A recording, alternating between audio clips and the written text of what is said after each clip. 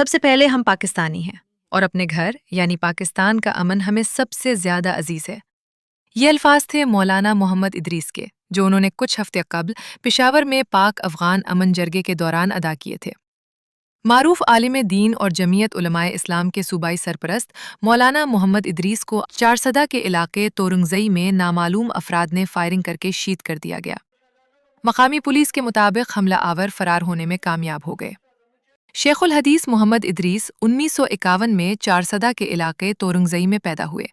ابتدائی تعلیم انہوں نے اپنے آبائی علاقے میں حاصل کی، جبکہ دینی تعلیم کے لیے وہ اکوڑا کھٹک میں واقع جامعہ دارالعلوم حقانیہ سے وابستہ رہے۔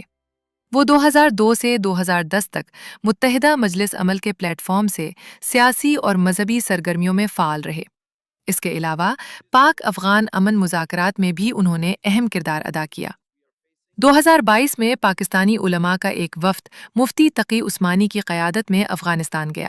اس وفد میں مولانا محمد ادریس بھی شامل تھے۔ مولانا محمد ادریس کا افغان طالبان پر خاصا اثر و رسوخ سمجھا جاتا تھا، جس کی ایک وجہ ان کی تدریسی خدمات تھیں۔ ان کے کئی شاگرد آج مختلف اہم عہدوں پر فائز ہیں۔ مولانا محمد ادریس کے شاگرد نہ صرف پاکستان اور افغانستان بلکہ دنیا بھر میں موجود ہیں۔ حال ہی میں ان کا ایک بیان سوشل میڈیا پر خاصا وائرل ہوا، جس میں انہوں نے خطے کی صورتحال پر بات کرتے ہوئے پاکستان کے کردار کو سراہا۔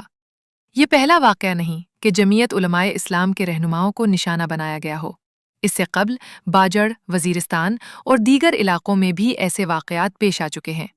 ملک بھر کے سیاسی اور سماجی رہنماؤں نے اس واقعے کی شدید مذمت کرتے ہوئے مطالبہ کیا ہے کہ ملزمان کو فوری گرفتار کر کے قانون کے کٹہرے میں لایا جائے۔